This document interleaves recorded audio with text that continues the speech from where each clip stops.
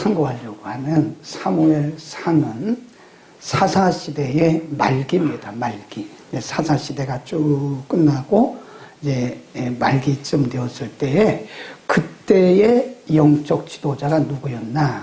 엘리라고 하는 제사장이고요. 사무엘상에 보면 그때 엘리 제사장의 나이가 90이 넘었다. 그리고 2장 13절 온절에 보면 엘리 제사장의 아들 홈리와 비느하스에 대한 얘기가 나와요. 근데 이들이 폐륜합니다. 폐륜함. 오늘날로 말하면 이 담임 목사님의 목회자의 자녀가 폐륜한 거예요. 성전 입구에 서가지고 백성들이 재물을 가져오잖아요. 그러면 큰 쇠사슬로 콕 찔러요. 그래가지고 자기가 이렇게 보기에 좋은 거는 자기가 싹 가져가고 안 좋은 거는 하나님 앞에 드리라고. 폐륜하여 폐륜하. 완전 폐륜합니다. 그러니까 백성들이 그런 지도자 밑에서 그리고 백성들이 살고 있는 그 사사시대도 영적으로 굉장히 어두운 그런 시대입니다. 근데 하나님은 사람이 이렇게 실수한다고 해서 하나님의 백성들을 그냥 방치하지 않습니다. 반드시 하나님이 개입을 하세요. 그 하나님이 개입하셔서 보내신 일꾼이 사역자가 누구냐? 사무엘이라고 하는 사역자입니다. 그래서 한나와 엘가나의 가정을 통해서 하나님이 사무엘이라고 하는 지도자를 세워주셨어요. 그래서 엘리 제사장이 영적으로 지도자이긴 하지만 본인도 영성이 완전히 바닥이 났고 아들들은 완전히 폐륜화가 되고 그래서 이게 영적으로 아주 혼란한 그 시대에 하나님이 사무엘이라고 하는 선지자, 또 마지막 사사라고 부르고 사무엘을 일꾼으로 세우시고 사무엘을 통해서 영적인 환경을 잘 정리해 나가요. 또 오늘 본문에는 그 가정에서 일어났던 일을 기록하고 있는 거예요. 자, 8장 1절로 갑니다. 사무엘의 가정에서 어떤 일이 있었느냐. 1절 시작. 사무엘이 늙음에 그 아들들로 이스라엘 사사를 삼으니 쭉 내려가다가 3절 그 아들들이 시작. 그 아들들이 그 아비의 행위를 따르지 아니하고 이를 따라서 뇌물을 취하고 판결을 참 안타까운 일이죠. 여기 지금 사무엘이 늙었다 그 말은요. 그 1절에 사무엘이 늙었다 그 말은 실질적으로 엘리가 90이 넘은 것처럼 육신의 나이가 많다 그런 뜻이 아닙니다. 우리가 쭉 성경을 내증으로 보면 사무엘이 12살에 지도자가 되었어요. 12살에. 그리고 지금 쭉 왔는데 이제 거의 그의 사역이 마칠 때쯤 되니까 이것저것 생각을 해서 따져보니까 이때 사무엘의 나이가 50에서 52세 정도였다. 이 주석하는 분들이 지금 늙음의 그때 그 나이가 그냥 그의 육신의 나이를 말하는 것이 아니라 그의 활동이 길었다. 그런 얘기고 영적 리더십이 약화되었다. 그런 뜻입니다. 거기에다가 지금 참 안타까운 것은 엘리 제사장의 아들들도 폐륜화했는데 사무엘의 아들들도 폐륜화예요. 참 심각하다. 이거 참 우리가 풀어내기 어려운 수수께끼입니다. 엘리 제사장의 아들도 폐륜화, 사무엘 선지자의 아들들도 폐륜화. 어떻게 이럴 수가 있는가? 그때 이제 이것을 우리가 이제 보게 되면 시대가 그래서 그런가? 라고 우리가 그냥 단정짓기는 그래요. 그러니까 어떻게 보면 엘리의 책임도 있고 사무엘의 책임도 있습니다. 엘리가 제사장으로서의 그 영적 리더십을 바라긴 했지만 좀 자녀 관리는 못한 거예요. 사무엘도 선지자로서 그 시대의 많은 사람들에게 영적인 영향력을 끼쳤지만 그러나 자녀 관리는 못한 거예요. 그런 부분들은 우리가 그렇다라고 그냥 넘어가면 안 되고 성경이 이게 주시는 영적 교훈이 뭐냐 그겁니다. 디모데전서 3장 4절 5절에 보면 자기 집을 잘 다스려 자녀들로 하여금 모든 단정함에 복게 하는 자라야 할지라. 누구를 세울 때? 교회 지도자를 세울 때. 오늘날로 말하면 교회 목사, 장로, 권사, 교회의 지도자를 세울 때는 반드시 보라 이거예요. 그러면서 그 6절에 뭐라고 해놓고 뭐라고 말씀하셨냐면, 자기 집을 다스리지 못하면서 어찌 하나님의 교회를 돌아보겠느냐. 굉장히 가슴 아픈 말씀을 했어요. 그러니까 교회의 영적 들은 가정에서 먼저 자녀들을 잘 말씀으로 양육하고 나서 그리고 그 직분을 감당해야 된다. 그 뒤에 가로하고 하는 말씀이 자신의 집을 돌아보지 못하면서 어떻게 하나님의 교회를 돌아보겠느냐. 굉장히 가슴 아픈 일이죠. 그러면서 우리는 이런 생각을 좀 해야 됩니다. 사사시대라니까요. 사사시대의 말기에 오죽했으면 엘리 제사장의 아들들이 그렇게 그 시대의 흐름에 물들었을까. 사무엘 선지자의 아들들도 그렇게 페류나가 될 만큼 그렇게 물들었을까. 우리 그걸 뭐라 그러냐면요, 영적 고통이라고 그럽니다. 성경에 보면 말세가 이르면 많은 사람들이 고통하리니, 그 고통이란 말이 영적인 통증을 말합니다. spiritual pain. 인간에게 이제 육체적인 그런 고통이 아니라 영적인 고통이 이 마지막 때에 일어나는데, 우리는 우리의 자녀들을 잘 봐야 됩니다. 그래서 우리가 하나님을 잘 예배하고 섬기듯이 우리의 자녀들이 하나님을 잘 섬길 수, 어쩌면 우리의 자녀 중에 페류나가 나올 수 있다니까요. 이런 페류나. 사무엘 선지자의 아들 같은 그런 페류나, 엘리 제사장의 아들들 같은 그런 페류나가 우리의 자녀들 가운데 나올 수 있기 때문에 우리가 이 시대를 보면서 우리도 영적으로 많은 고통이 있지만 우리의 자녀들이 살고 있는 이 시대가 얼마나 지금 어려운 시대인가를 우리가 알고 우리의 자녀들에 대해서 관심을 둬야 됩니다. 아멘. 우리 부모들의 책임은 자녀들 영적 생활을 잘 관리해 주고요. 영적으로 그들을 양육하는 것이고 바른 길로 인도하는 것이다 하는 것입니다. 그 다음에 백성들이 그런 상황에서 살 때에 이렇게 얘기를 합니다. 4절, 8장 4절, 이스라엘의 시작. 이스라엘 모든 장로가 모여 라마의 사무엘에게 나아가서 그에게 이르되, 보소서, 당신은 늙고 당신의 아들들은 당신의 행위를 따르지 아니하니 열방과 같이 우리에게 왕을 세워 우리를 다스리게 하소서. 그래요. 그 뒤에 가보면요, 그때 사무엘 선지자가 말렸어요. 여러분 그러지 마세요. 우리나라는 하나님께서 통치하시는 신정 통치국가입니다. 그러지 마세요. 근데 말려도 소용없어요. 그 뒤에 19절에 가보면 이 백성이 더 강한 목소리로 우리에게도 이 주변에 있는 나라들처럼 왕을 세워주십시오. 왕을. 이해가 가죠? 그렇죠.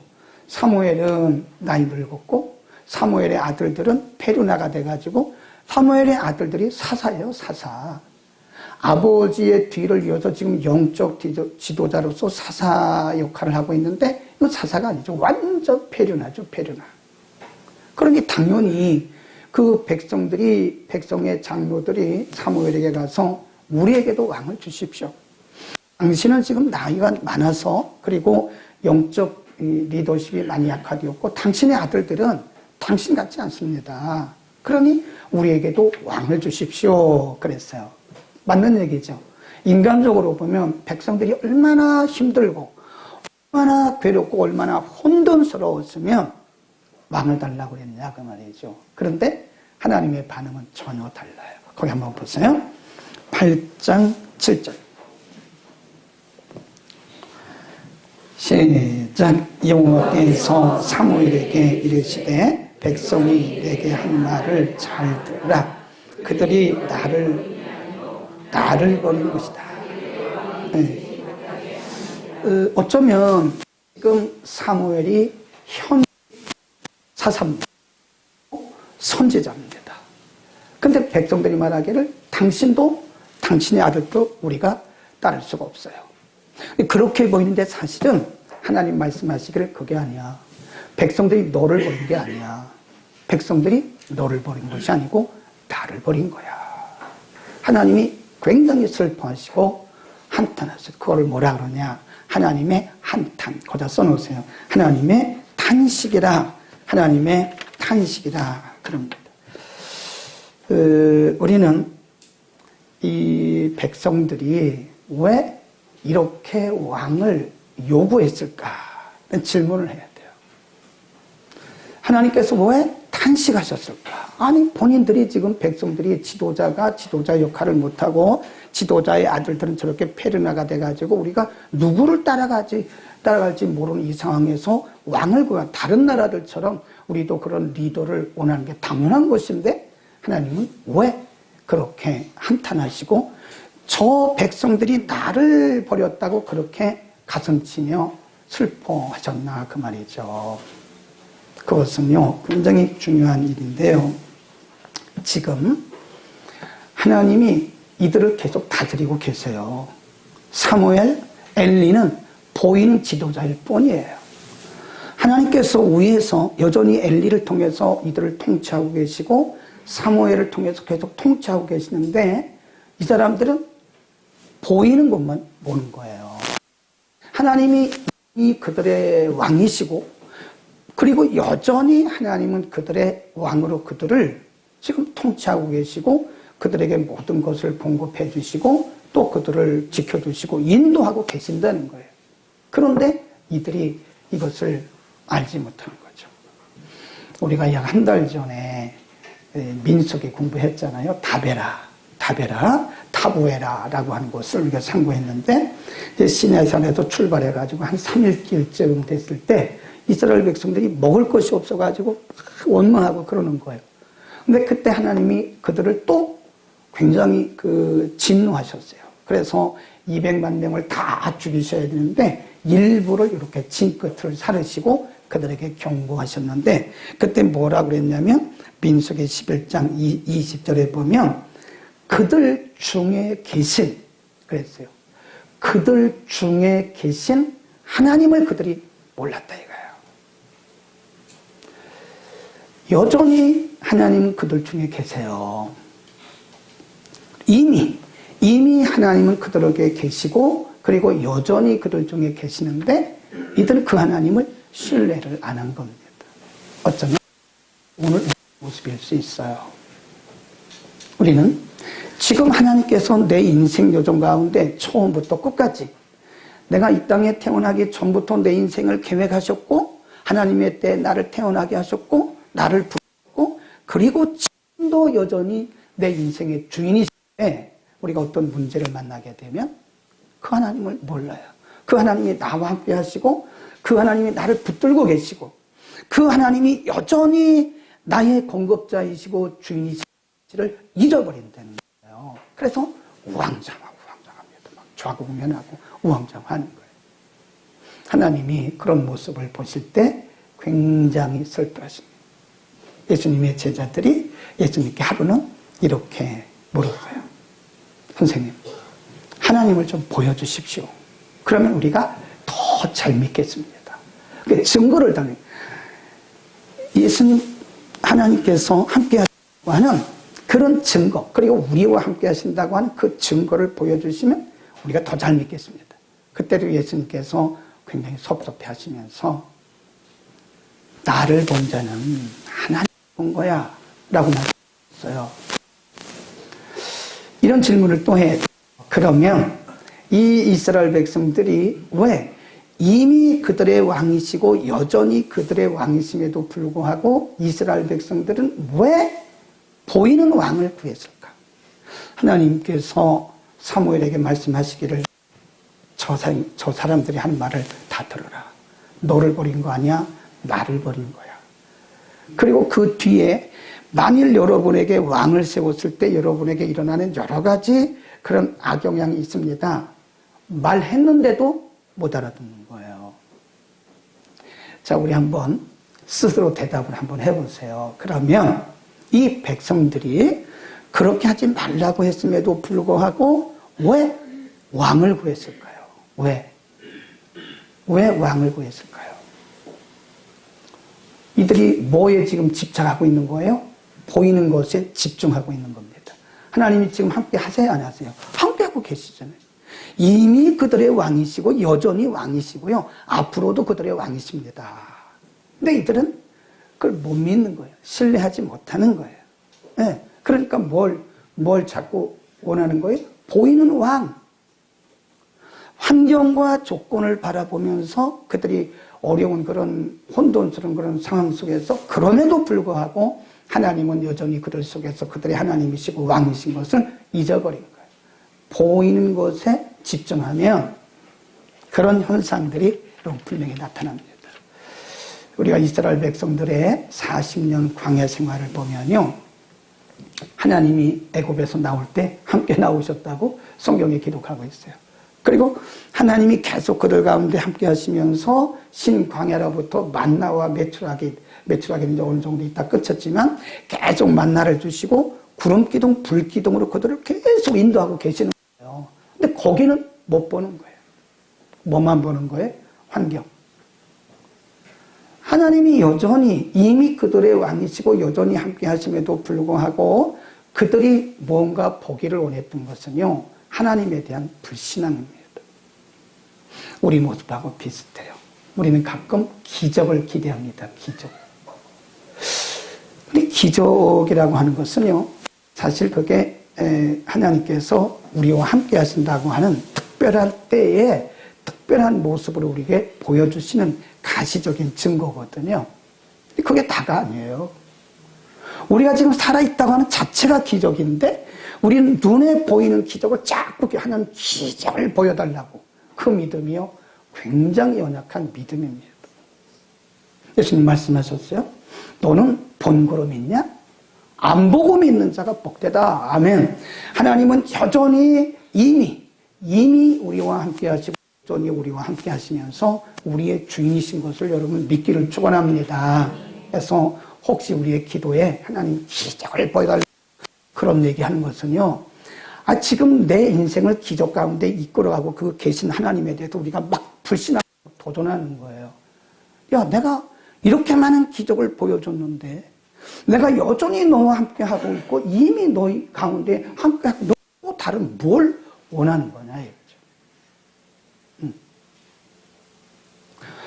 이거죠. 자녀들이 부모와 함께 살잖아요. 부모의 고마움을 잘 모르더라고요. 철이 들면 알아요.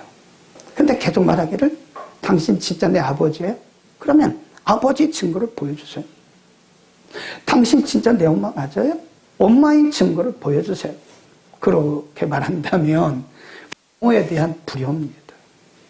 그를 낳았고 그들을 낳고 그들을 노심초사 양육했고 지금까지도 그들의 부모가 되어 있는데 부모 역할을 하고 있는데도 불구하고 부모의 표적을 달라고 그러면 부모에 대한 불효라니까요.